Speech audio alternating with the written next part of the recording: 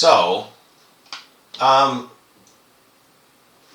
I have an example of this that I recorded last year during the semester, which is animating a hammer with anticipation. In this video, I go into a little bit more in-depth stuff with what's called the graph editor. And I don't think I'm going to get into that today, but we're going to go over some other things that I cover here. But if you want a more advanced version of this, you can check this out.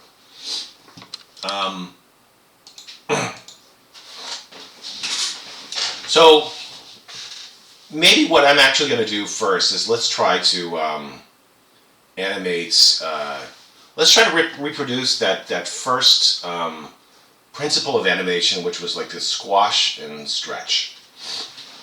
So let's try to make this cube here come alive and like sort of bounce. So what we are trying to replicate, let's look at the video again real quick to refresh. This is first one here.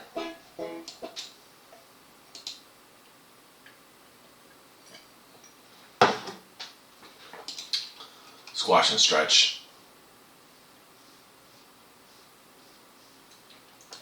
So we're going to try to make this cube look like it's bouncing or jumping.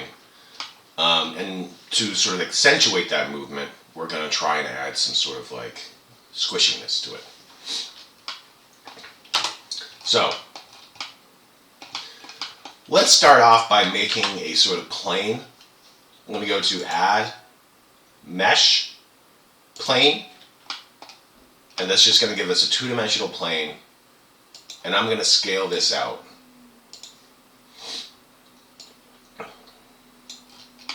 Like so. And this is really just to give a visual reference, a better visual reference of where our ground is.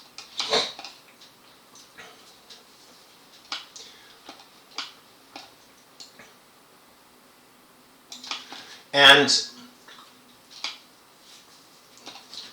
let's just start off like adding some keyframes.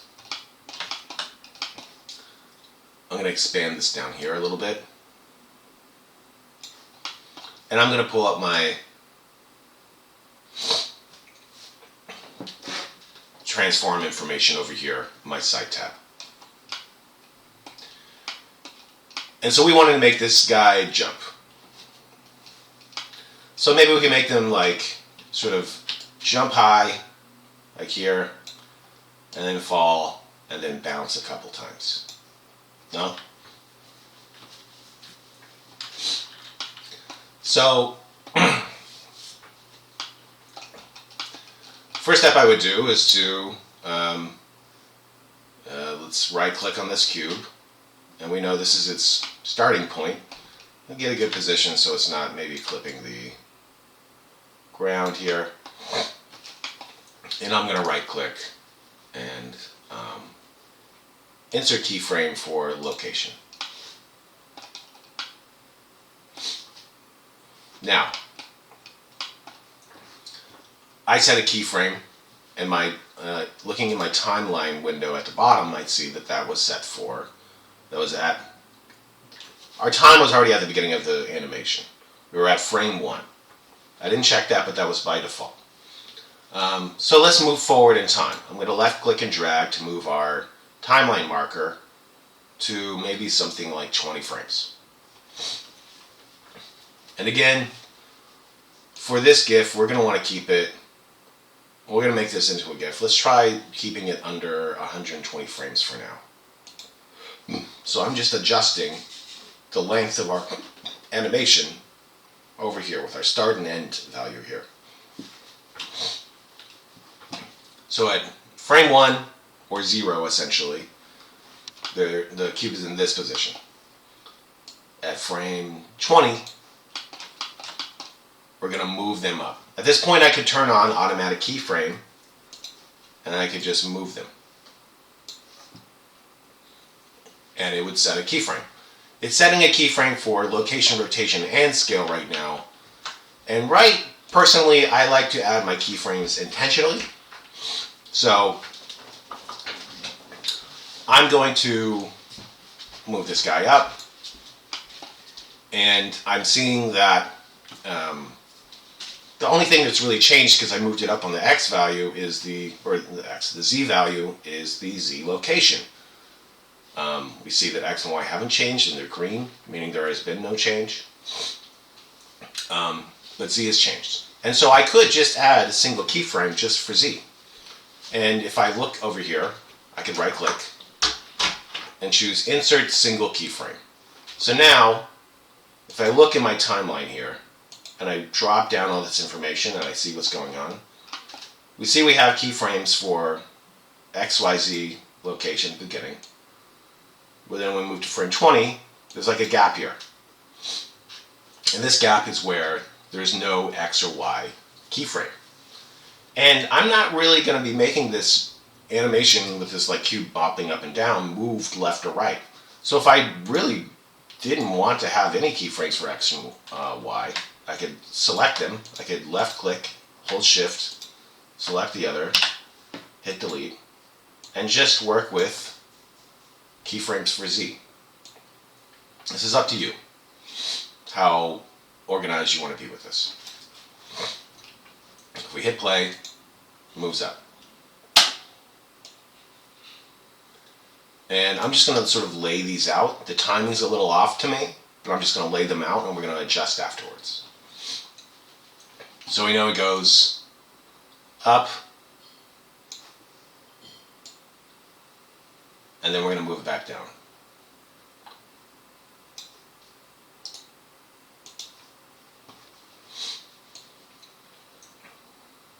Another way I could have done that, if I wanted to return to its original position, I could left click on those first keyframes where it's touching the ground, Control C, move my timeline marker, Control V. And now we know it's going exactly back to that same spot.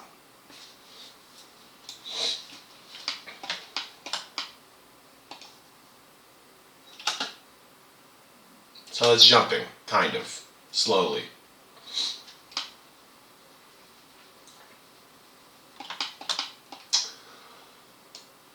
Another thing I'm noticing, well, I'm trying to think of how to get into this.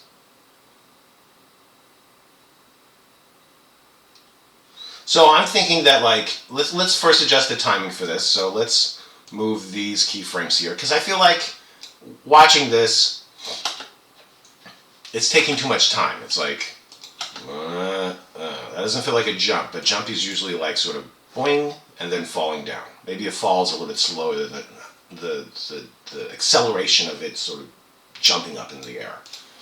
So let's move the second kind of set of keyframes where it's getting to the peak closer to the beginning.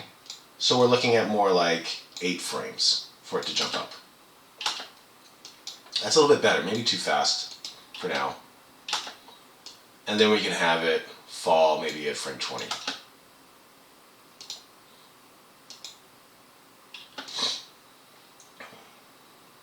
That works pretty good.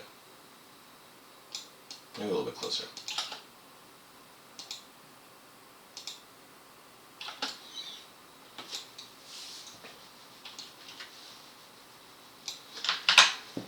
Let's save our file. Squish. Stretch.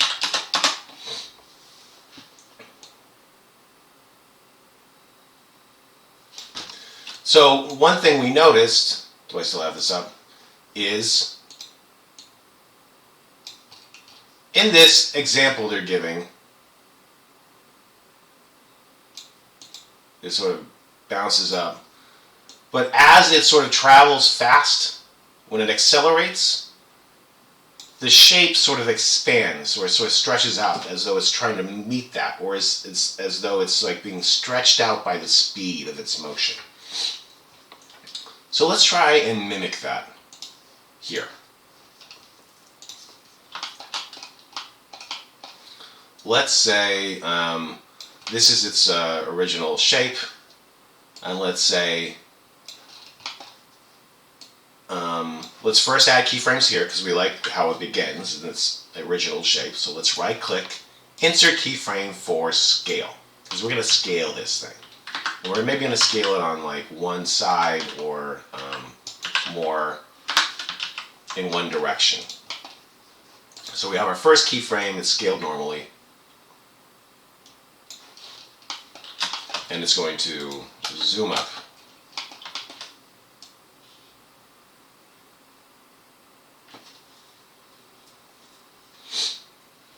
And so maybe in between the frames where it's traveling is when it's going to stretch.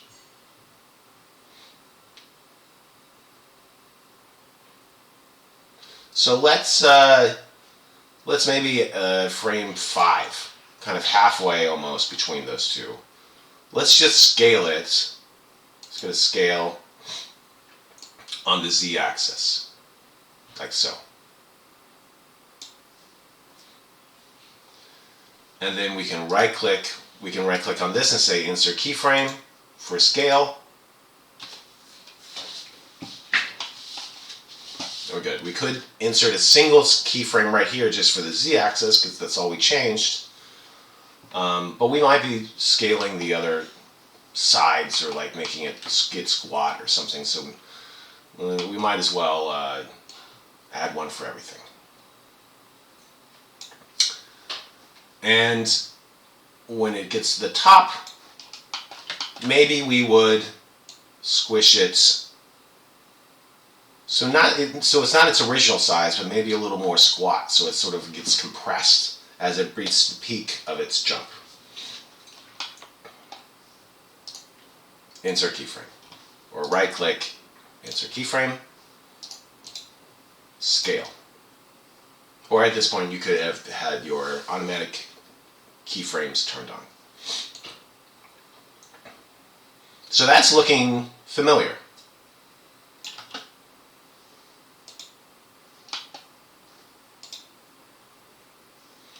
Our animation, like maybe if we want to watch this in a loop to kind of get a vibe of what's going on, instead of having to stop and play and go back to the beginning, we could just adjust the end time of our animation to be something closer to what our working field right now. Something like 25. And then we could hit play and it would kind of like loop a little bit more seamlessly. So it kind of looks like it's like vaulting off the ground with its scaling. Like it's like sort of jumping.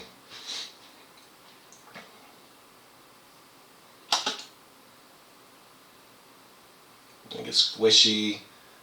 And then maybe it needs to do the same sort of like expansion as it falls down. So let's try to use our scale tool. Let's make it also do this here. And again, we're like in between peak and ground. We can expand that here.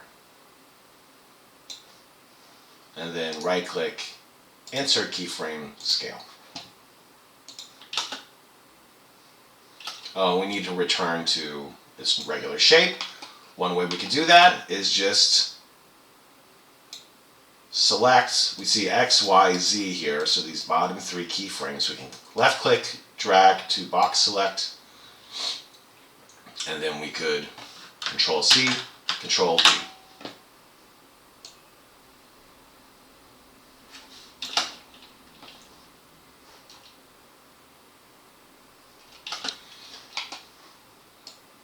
So we have 2 sets of keyframes. One is for location, where we only have 3 frames here, or 3 keyframes.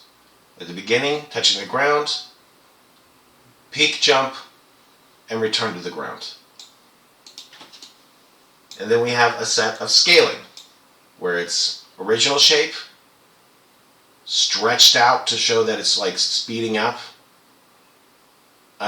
a compression to show that it's sort of like catching up, like the sort of like the force of that jump is sort of catching up to its like slowing down, and it's sort of compressing that energy. And then another expansion as it moves forward or moves down. And I feel once it gets to the ground that really it should compress again.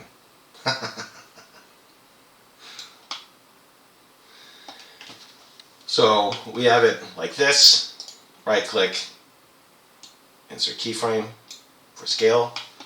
What is going on here also though is that we notice that it jumps and then we have it compressing again when it's supposed to touch the ground, but because we changed the shape of this, it's no longer touching the ground. Pardon me.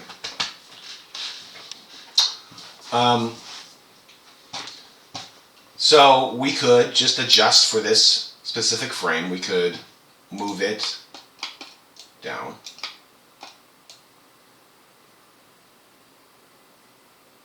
Like so. Right click, insert keyframe, or just go to your one value that has the keyframes. Right click.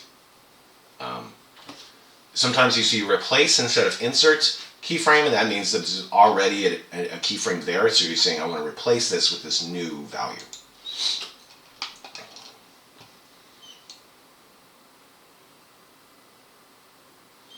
So it's going up, it's going down, it's compressing when it hits the ground. Maybe we'll have it bounce at least once before returning to its actual original shape and looping. So in the ground, and then let's have it bop up real quick. Let's have it move up. Insert keyframe.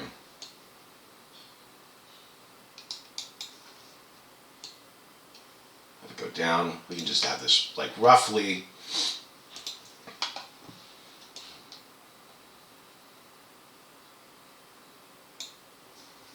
and then this goes up once. Let's have it bounce once more. So move it up a little bit. And we're having these bounces get a little bit more closer together. If you think about sort of like a marble or like a not super bouncy ball sort of falling to your table, it sort of bounces, and with each sort of continual bounce, it sort of starts to like those bounces sort of like compress. A lot of times if you're thinking about how to animate something, just find that thing and study it, you know, and exaggerate the things that you see. Being an animator is being a person who just sort of studies life and the way things move and the way things behave.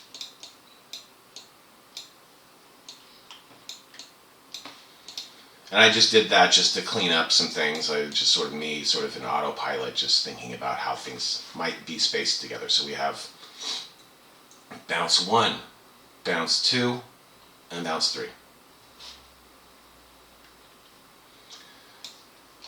Let's look at it through the camera. Oh, we can't see anything through the camera. So let's adjust our camera. Again, while looking through the camera, you can click on this icon. If you go to the View tab up here, if you don't see this, click on this tiny little arrow that they decide to hide from you.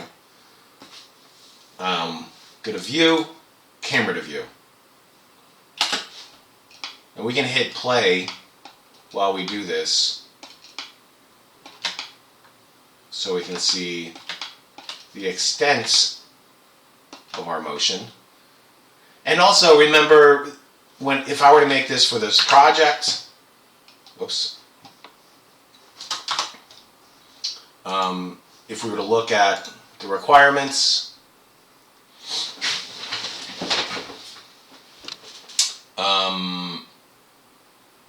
must be no larger than 640 by 480 in pixels. And so our camera right here, this sort of like widescreen, and if we go to our render note, our output settings, that looks like the printer here, we can see where we output our frames. Remember, we can see our frame start and end. It's at 33 frames right now.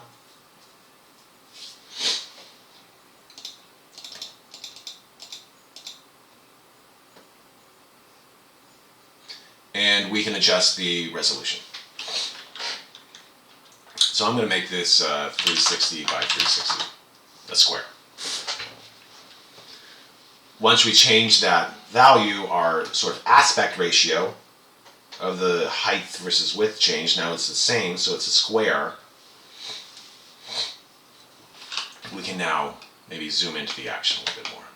And maybe we want to get something lower to the ground, so we're kind of seeing that cube sort of bop up like that. And we want to make sure that this is really like filling the screen and that it's not really clipping the edges. So we're just going to zoom out a little bit.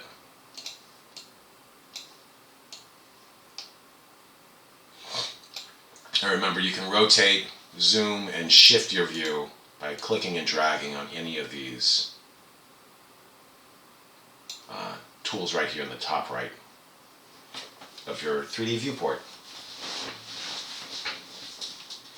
So we have a nice, I like this motion a lot.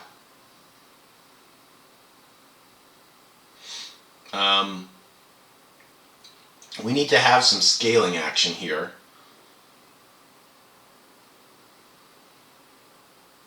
So maybe I'll try after it hits the peak of this bounce, we will have it be scaled at 1, so original, or maybe a little bit beyond that. I made that change here. You can also make that change with your scale tool right here. Right click, insert single keyframe, or right click, insert keyframe for scale. And then of course, when it touches the ground, we need to adjust the scaling for that as well.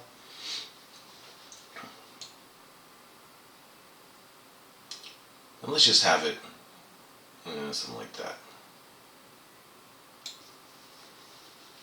Right click, insert keyframe, scale.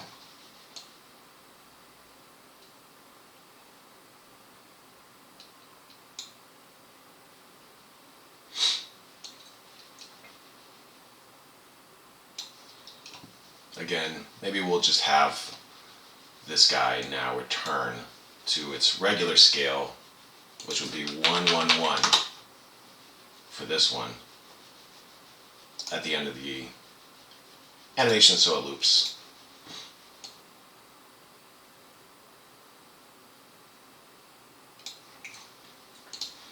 And we notice that the sort of position, the Z position, kind of shifted a little bit here as we were changing the scale of the object. So now when it returns to scale, its bottom is kind of clipping through the floor, so we can just sort of go to that point where there is a keyframe for Z location, and we can adjust that. We can move it up a little bit, right click, replace single keyframe, or right click, insert keyframe for position.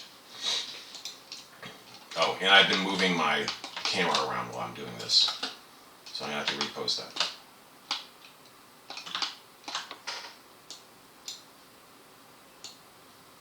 I want it to be nice and close to the ground. Move it out a little bit.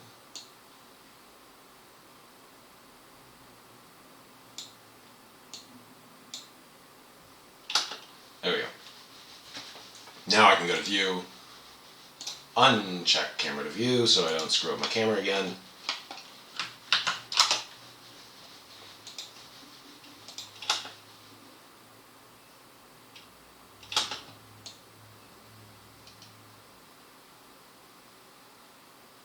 I feel like it needs one more bounce.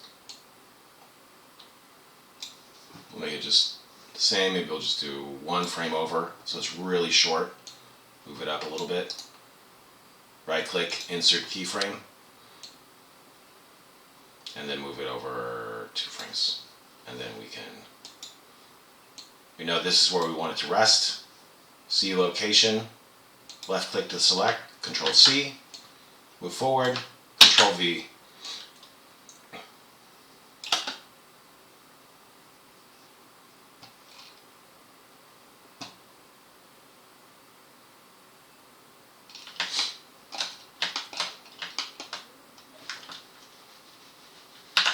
So this works. We could set this up. Let's first add some quick materials here, no? Let's go to the floor. I want to give it that cool checkered floor again. And I'll review that. So let's go to like checkered. We'll call this checkered. Remember, if you see a dot next to like a color value, it means you can add something else there in place of just a straight plain color. So I see this yellow dot. If I click here, I could go to either an image texture, or in this place, I'm going to use the checker texture, which gives us some different values here. We have a color 1 and 2. Those are the colors for the different checkers. Let's look at our scene through a render viewport. One on the far right. Make sure I'm in Eevee. And that looks pretty good. Maybe I could change the scale a little bit to something larger.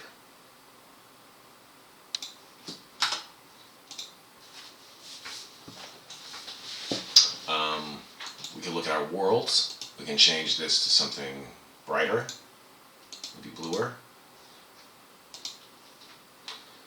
We could click on our cube and have this be something easy to see, like red.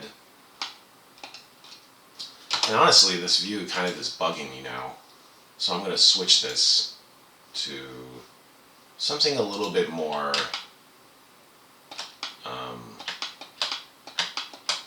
like human scale view.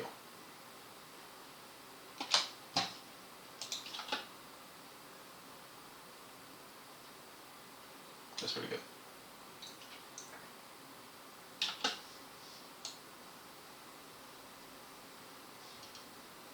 And you know what? I'm going to try and add one more thing here. When we were looking at this video, oh, it's already gone. Oh, here it is. When it bounced down, it's went like splat. Like, it not only just compressed on the z-axis, it compressed outwards. So let's try that real quick.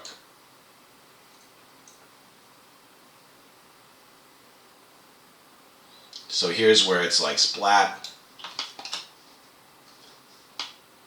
Let's try adjusting the scale. So let's pull it out on the x-axis, the y-axis, some, maybe not too much. And let's make it extra flat here. Right click, insert keyframe, scale.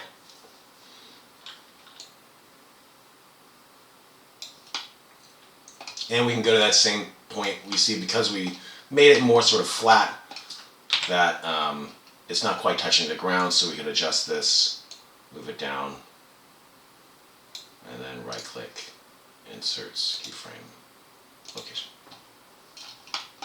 Let's see how this looks.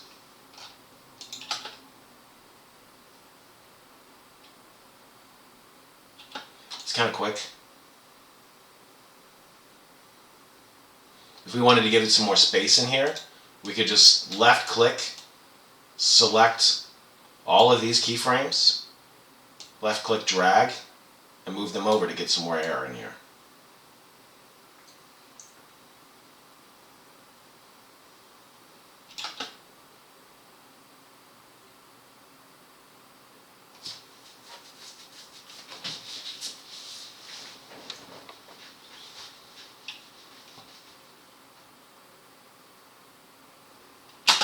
That looks pretty good.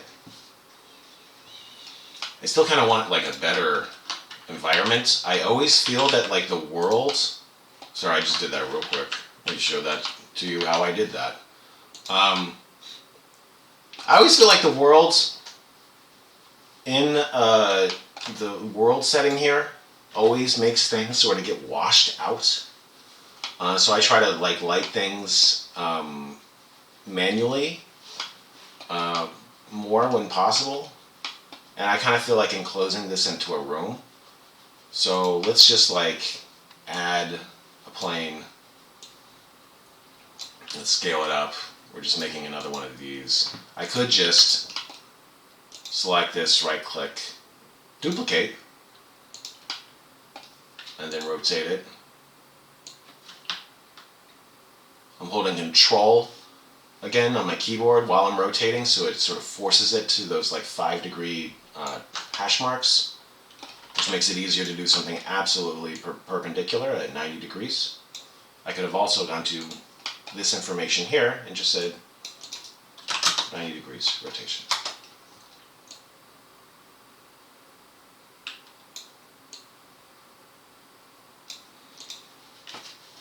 And maybe for this texture I want different color checkers. So they're both using the same material here, but if I click on this new material icon, while there's a material selected for this, it creates a copy of it. I'll call this checkered color. And so this one will be like yellow, green, and bluish. And I like that. And let's make the ground here, let's adjust the roughness so it's a little more slick.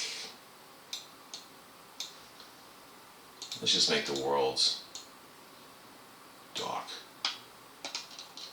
so we don't get that like sort of haze. And then I'm going to choose my light in the scene, and I'm going to go to its options here,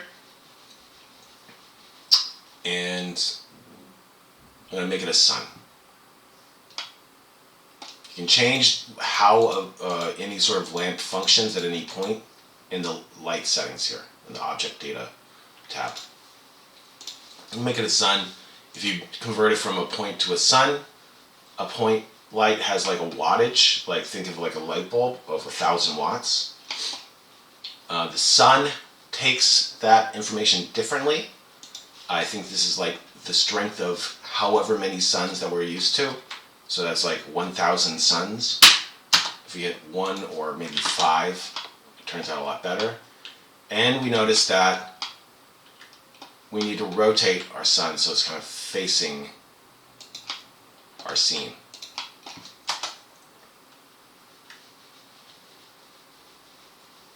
And we could add maybe also a point light too. And have this be kind of 20 at 500. Seems that right.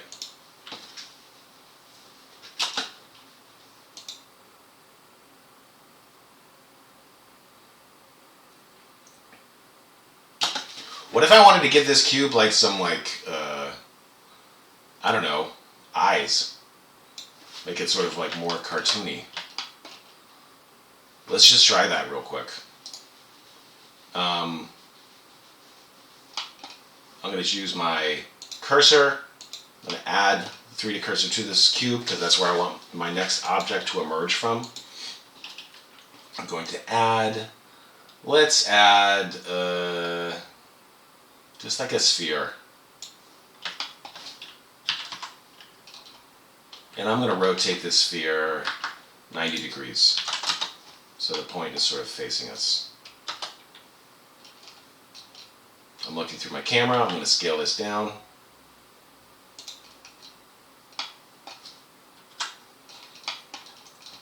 Maybe I don't want to be that thick. Maybe let's try scaling like this. It's a cartoon, so you can do whatever you want, essentially. Right? This will be the sort of white of our eye. It's just going to be like a sort of black pupil white, whatever that's called. the white of your eye. I can't remember what it's called right now. Like here it's nice and white, cartoony white. This maybe move the roughness down so it's kind of shiny. I like a good shiny cartoon eyeball. And I'm working on frame 1 because this is where the cube is sort of like in its like natural states. Let's make it bigger. Move it over here. And then we could right click. Well, let's add the eyeball parts. Let's move it off the cube a little bit. Let's right click, duplicate this object. let's make this have a different material. Again, I like how it's glossy like this, and I duplicated it so it has this previous material.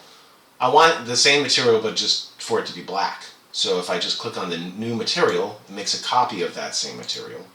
If I click on the original, it just says white eye. This one is white eye.001, which is how Blender names things whenever there's like a duplicate. Let's call it black eye. Change the base color down to black. Now we can scale this down. Whoops. Scale, not rotate this down. Move it forward and down.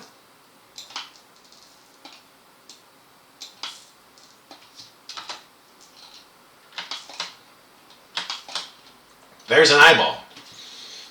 I could select these two spheres. Remember to multi-select. Left click and then hold shift and then try to click the other one. And you can see in your outliner will give you tips on what is being selected. So we have the two spheres selected. That's what we want. We're going to duplicate these. So I could right click. That sounded like a question. I was trying to think if I should try to do it the different way, but I did not. Duplicate. I'm going to tap X on my keyboard. Remember, when you do anything like scale, move, rotate, if you want to sort of constrain that motion to one direction, just type the name of that direction on your keyboard. So I tapped X. Now it's just moving on the X axis. I could type Z. It only move up and down from its original location, or Y in depth. I want X. I'm just moving it exactly to the side.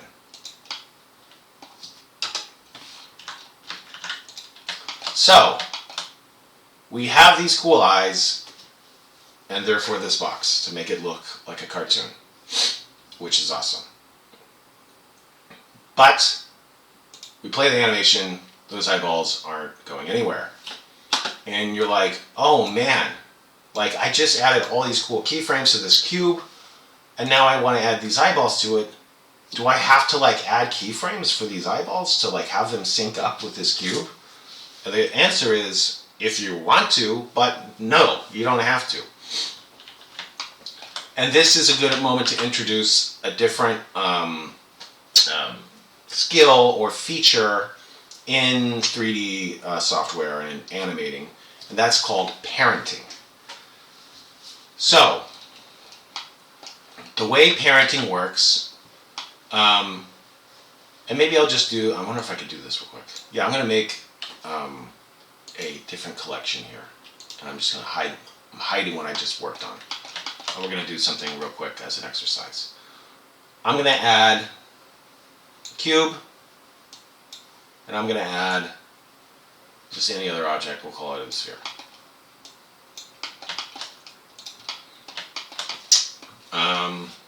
And we'll make one more cone.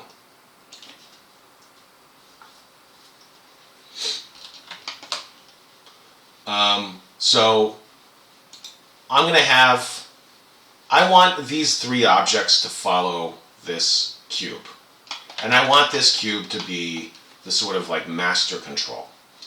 And so we're gonna parent these objects to this. So they will be the children of this mom or dad parent's character. And parenting just means whatever this does, they will do. They will follow. So if I select this sphere, I'm going to then hold shift to multi-select. Remember, if you hold shift, you can left click and select more things. So I'm going to select the sphere, hold shift, and select the object I want it to follow, which is the cube. If I right click on this object, or did they not have it there? Parent, object. Again, all I did was select the object I want to be the child. I hold shift I select the object I want it to follow, which is the parent, right-click, parent object. So now, check this out. If I move my cube around, that sphere is going to follow. And if I scale it, that sphere is also going to scale as though it is attached to that cube. However, this sphere can still move around. It can have its own sort of independent motion, but whatever that is still tied to this cube. So I could have this cube, like, I'm just going to add some keyframes real quick. Location, rotation, scale, move it up. I'm going to turn on automatic keyframes right here. Let's have it move up and then move down. Again, I'm just moving forward and backwards in time. So if we add keyframes to this square, it will move. However, we can also add keyframes to this sphere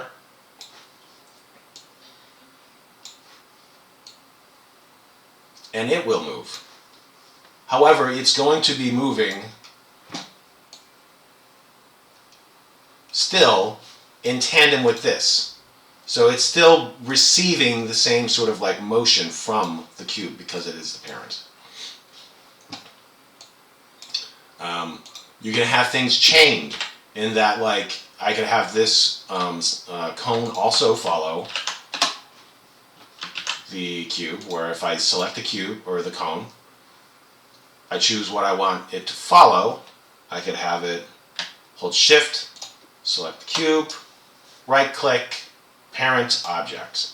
And now this cube is following, or cone is following the cube. I could also, if I didn't like that, and if you notice, it's kind of hard to see maybe.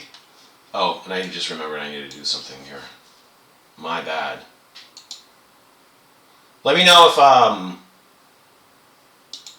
forget to do this, and it's hard to see because sometimes I just forget. Now that should be easier to see. If you notice, these the sphere and the cone have these lines being drawn to the center of the cube. And those lines are sort of like that parenting line. They're saying this is attached to this. So where this goes, the other things follow in relation to that. Right now we have the cone parented to the cube. If we don't like that, I could right click on that object and go down to, in the parent option, clear parent. And now that relationship no longer exists. I could parent this cone, shift left click to the sphere,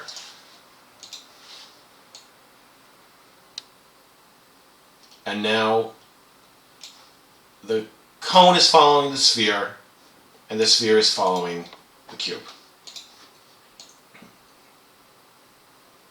And we could add keyframes to the cone now if we wanted. It can still have its own motion, but is going to respond based on the motion of the sphere, which is then related to the cube. Anyways, kind of a complicated little thing. And if you notice in the outliner, if you select your cone, it doesn't seem like it's present in the outliner, and that's because it is sort of, we have our cube here, and whenever you parent objects, they sort of fall underneath that object in the outliner. So if you expand your cube, you see all the objects that are parented to that, which is the sphere, and inside the sphere, there is the cone. So there's like an order of parenting going on there. Anyways, let's move these things to this other collection, and I'll go back to my scene. So, in order to do this, what I would probably do is parent this part of the eye to the wide of the eye, because what if we want to like move this around some? We want it to be able to follow the motion of this eyeball. And that thinking structurally about how an eye is like the iris is connected to the overall eye. Well, it's the same thing, but you get what I'm saying. At least in cartoon physics here, where eyeballs are floating physical objects. Or plastic-like. So I would select this part of the eye, hold Shift, select the white of the eye, right-click, parent object. I would do the same for the other one. And then for the white of the eye, now we can move this around, and it looks cool. It's not like this part of the eye is stuck to this now. And now this part of the eye we would then parent to the cube. And watch what happens after we parent these to the cube. These eyeballs are going to deform based on how this thing is scaling.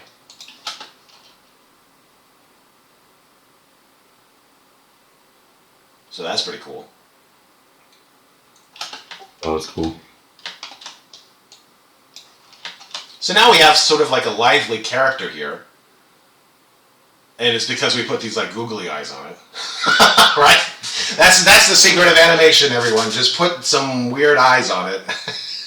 It's a cartoon now. I mean, essentially it's what it is, right? But it's also coming alive because of the way it's moving. Yeah? It's like, if this was like moving robotically, it wouldn't feel natural. It wouldn't feel like it's sort of responding to gravity or to any sort of impulse, and like the sort of stretching when it jumps kind of has like a tension where it's like trying to like really jump, you know.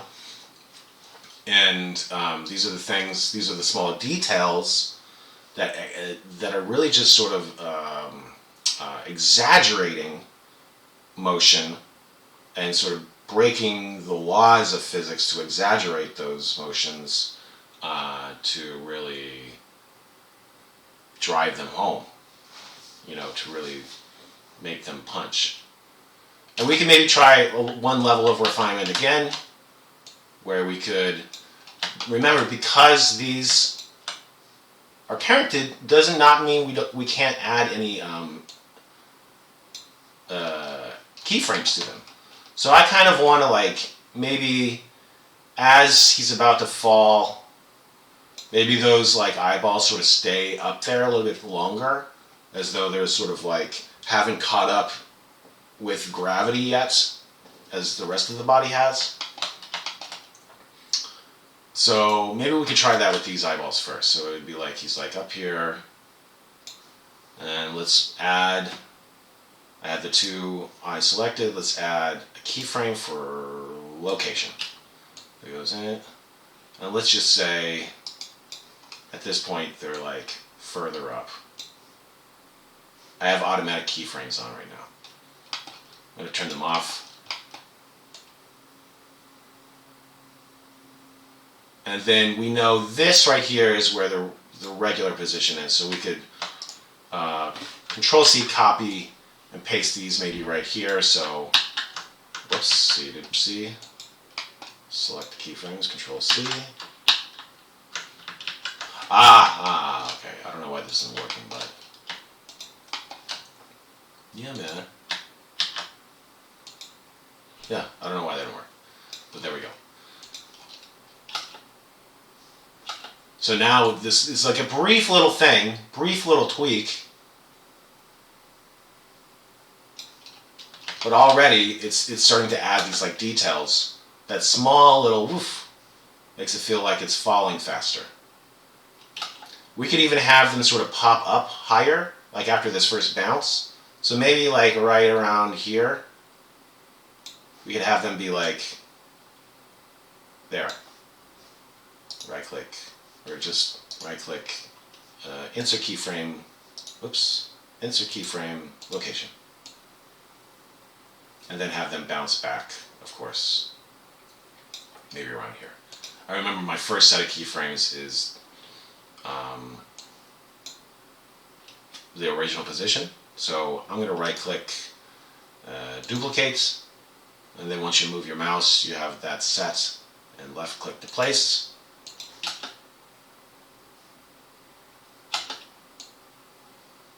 And then you could even do another layer of detail where it's like, oh, let's do the same thing with these eyes, the irises, where they even fall back further. Insert keyframe, or right click. If you have multiple objects selected and you try to insert keyframes over here, it's not going to work as anticipated. So I would add by right clicking here, in case you've been trying to do it that way for whatever reason.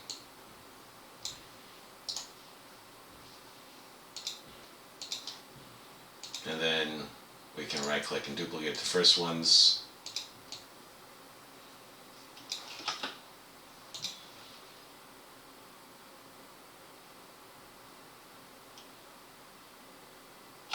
Maybe that kind of like destroys the eyes a little bit, you know, where we don't really read the eyes too much right there, so maybe it's a little too exaggerated. We want it to still read as an eyeball. There we go, that's better. Insert keyframe, location. Maybe we'd want to like shrink them or something like that, so it's like, oh shit.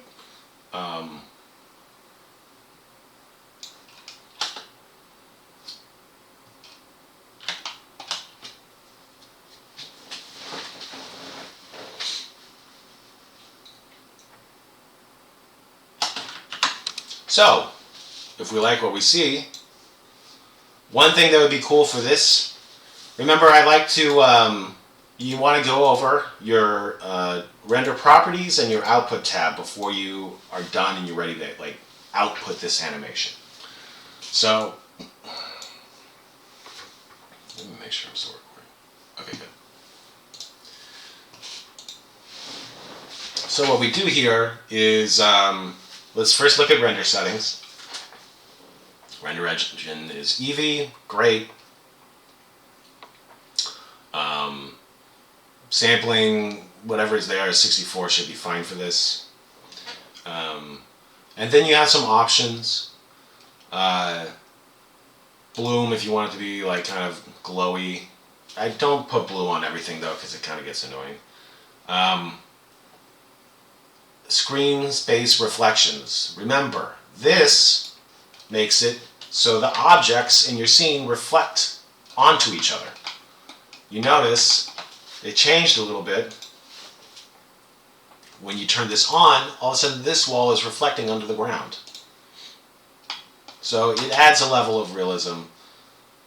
For this one, it's not really that necessary because it's just so graphic and like sort of flat in color that it's kind of fine without it. Generally, I'd turn that on though. Shadows. Sometimes I turn this on to high bit depth, but you can generally leave this. Don't mess around with that if you don't need to, unless you're noticing that your shadows kind of look weird. Then we can work on that. But I'm going to turn on motion blur for this. Maybe first I'll render it out without motion blur and we'll see how it looks and then we'll compare. Okay, I'm going to go to output. We got the right resolution. It's at 100% of that. This percentage right here means that you can maybe render something out at like a 30% resolution of your target output if you're trying to like render out a test real quick and you just want to see how things move.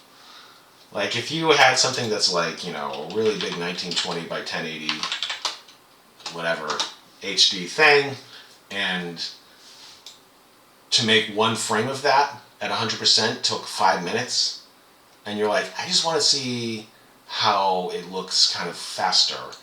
but not at the same ultra high quality. You would move this down to maybe like 30% or 50%. And then it would just divide that in half. So if we have 360 right here, if this is 50%, it's going to output an image of 180 pixels square. But just so you know, generally you leave that 100%. Frame start and end. This is a 40 frame animation. Pretty quick.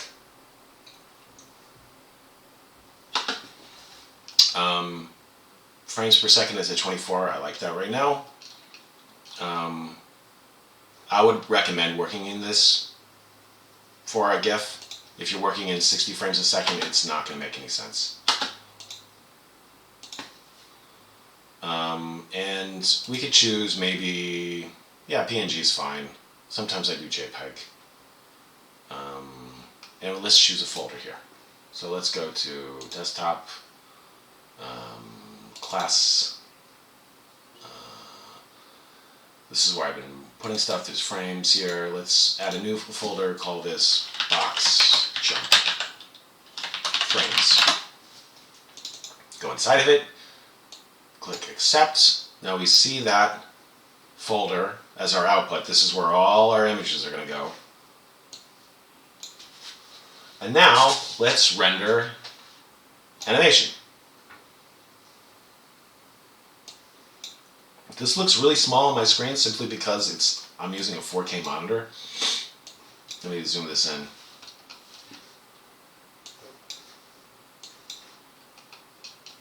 And let's hit play. Oh yeah, after you render out, that was very fast for me.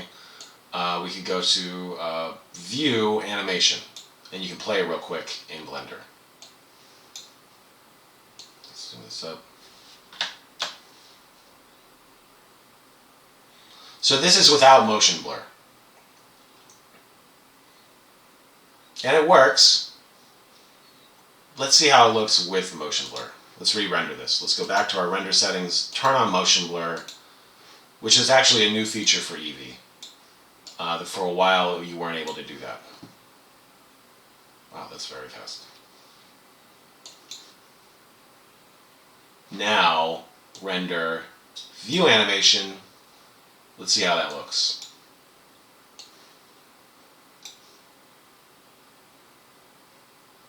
I like it more this way. Especially with something where there's like some really like fast motions going on. Like in the first jump here, we really only have like 4 or 5 frames describing that motion. And this blur kind of helps like trace the path a little bit, you know? It also adds like some sort of level of realism-ish in that like when you see things on film sometimes or I don't know what I'm saying about motion blur. It looks cool and it makes things look like they're moving more than they are. Or it helps with that. So I like this. So I'm going to save this. I have my images already saved. I can open up Photoshop. Call your modem. I didn't realize it was a phone modem app on Windows still. Open your phone, call your modem app on Windows, get your landline phone out, send me a fax with your, oh great.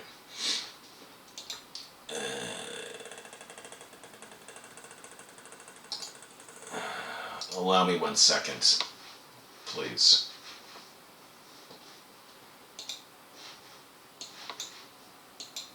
What is going on? Sorry, it's been doing this more often that it's been signing me off. Yeah. So give me a second and let me pull up some information. I'll be right back. Don't go away. 1 second.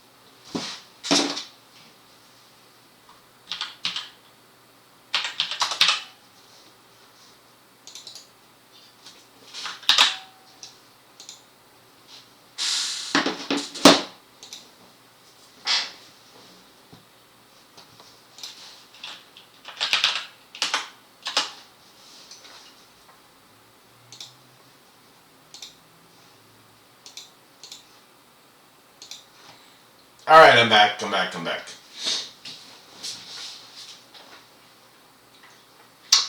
So, let's go over these steps again like we did last time.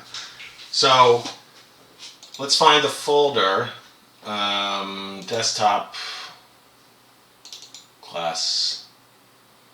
So when I created this folder for Blender to output this, remember I was in my output for my output properties tab. I'd made a folder for where these frames are going to be saved. And if we find that folder, we can see there's a box jumps frames folder, and we have 40 images in there. Each frame in our animation, which is 40 frames long, which is roughly 2 seconds at 24 frames a second. So in Photoshop, we're going to open, we're going to find that folder, box jump frames, and we select the first image, number 1 or 0 if you chose that. Very first image in the sequence, and we're going to choose image sequence, which is an option. You should see an image sequence checkbox. Make sure that's on after selecting the first image in the series. Hit open. Choose a frame rate. 24 is good. That's what we were working in.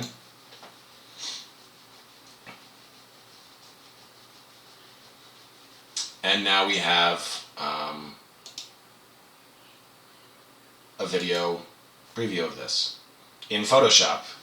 You didn't realize Photoshop could do video? It can.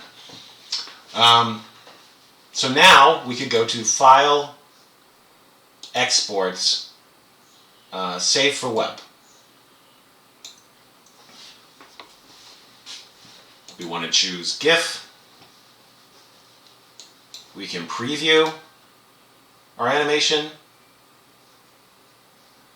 Currently, it's at like 200k kilobytes, which is very small. We could even get rid of all this lossy. I think it saved my settings from last time. I could try to even make it 256. And it's still pretty decent. I mean, you can't really tell the difference between... Remember, again, this is the color palette that you're giving.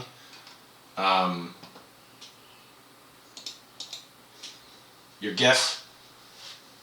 Each GIF has like a set amount of colors you can use. It is limited in that. The more you have, the larger the file, but also the better the image quality.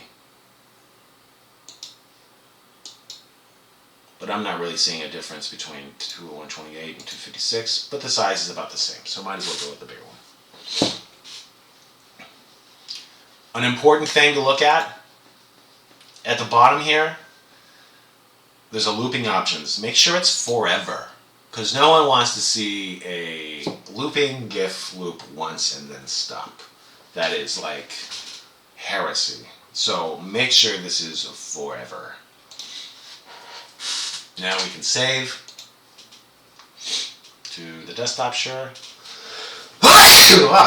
Excuse me. Well, let's save it into my project folder here. Go ahead. Box jump.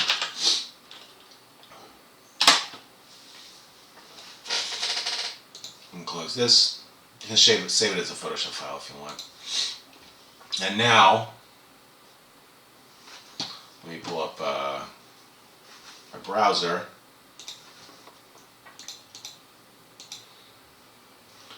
I can open this simply by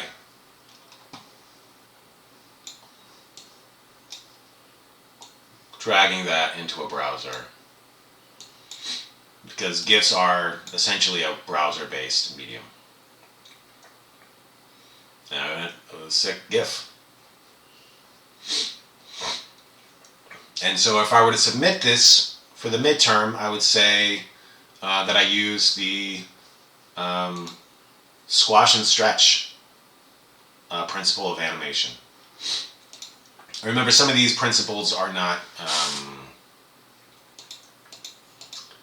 exactly applicable, but some very much are. Any questions on what I've covered so far today?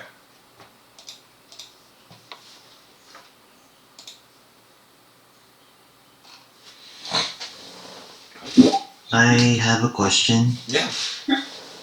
So right now I can't see the words, but how do you do that when you attach the two different objects? Oh, to make the one follow the other?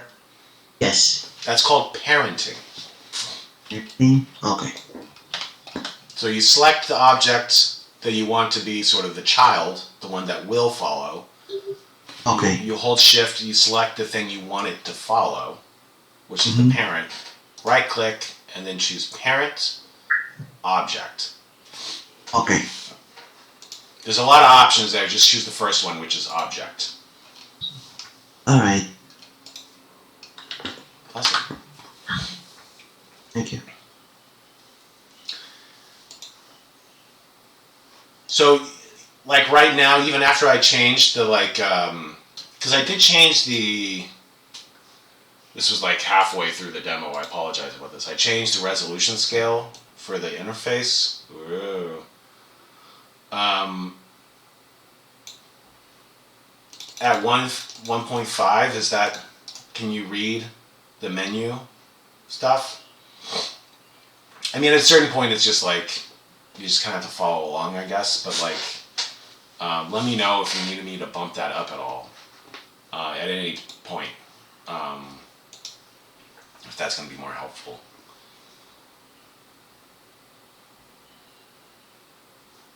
Any other questions?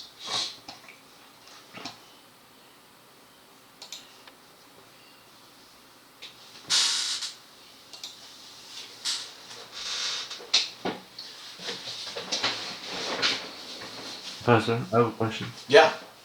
So for the midterm, how long should the gift be? Like You know, I'm trying to think if I need to put like a minimum.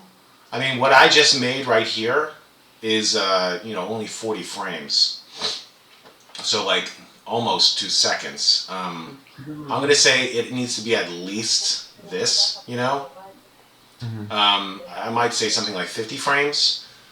You're gonna have no problem meeting the minimum if you make anything move at all.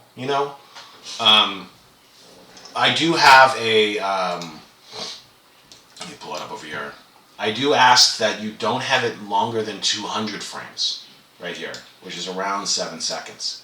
Simply because, and 200 frames is like, here. If you have too long, the GIF might load weird because GIFs aren't generally 7 seconds long. So it is a short format. Is that helpful? Yeah, that's okay. Thank you, Okay. Professor. Yeah, no problem.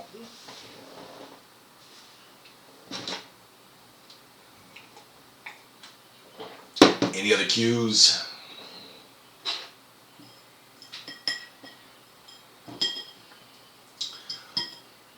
If there aren't any cues, and feel free to chime in at any point, what I'd have you do today for the rest of your time, I'm not going to be lecturing live, like recording anymore today, but what I would have you do is to go over some of these other demos we have for the midterm. This one, making a looping UFO animation, is very helpful. There's some prior to this that shows how I made that object. There's a couple here on the UFO animation. This is just another re-explainer on how to make a GIF. And animating a hammer with anticipation. These two are also very helpful. So these, I'm going to go over the graph editor more next time, but if you watch these and review a little bit, even if you don't make what I'm doing here, and just review them, it's going to make Thursday a lot easier. So I would say, review these videos for the rest of the day. or at some point before Thursday. And that'll be helpful. Also, check out this video on Chuck Jones. It's really fun. These aren't requirements. These are real suggestions, and these are just video. These are just like assets for you to learn.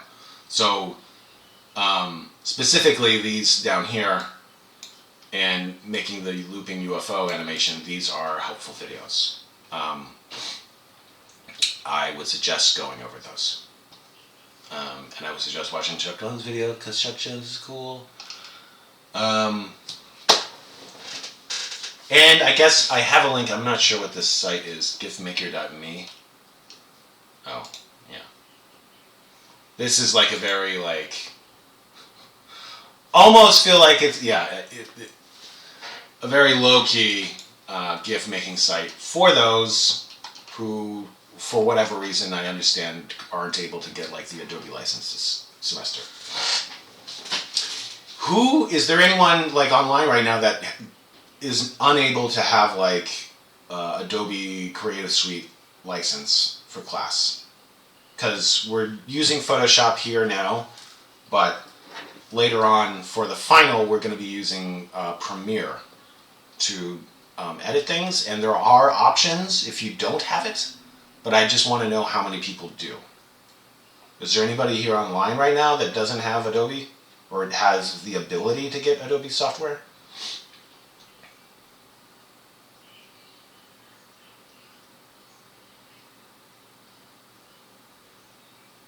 Eric's good. If you got it, it's not a problem. It's like if you don't have it, just let me know. Because I have other resources for how you're going to be able to handle that. Okay, so Dakota doesn't have it.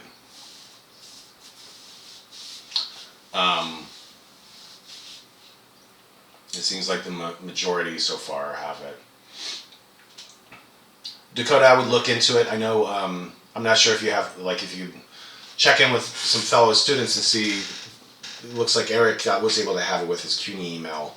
I know it's kind of a pain to kind of go through that process, but maybe check and see if there's a way to get that. But basically for our final, we're going to be taking our frames and we're going to be like video editing, kind of. It's basically taking the frames instead of into Photoshop, put it into Premiere to make a video instead of a GIF. But you can do all that within Blender. So I do have some videos that I found that I can send to those so they can do everything in Blender.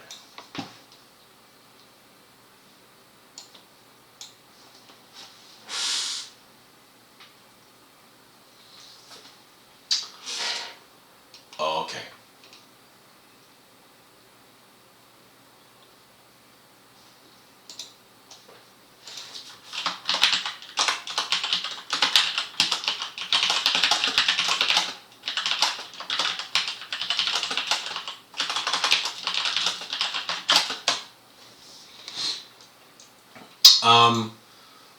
Well, I'm going to stop recording again for the rest of the time for class today. I would review these videos that are linked to the midterm. Watch Chuck Jones. Maybe rewatch the 12 Principles of Animation to get an idea for that. And review these demos down here before Thursday. And they're going to give you a real good sort of boost to be on page for what we do on Thursday. Which is still going over this stuff, but with some more advanced ways of thinking about keyframes, which is the graph editor. And so we'll make a new fun GIF next time.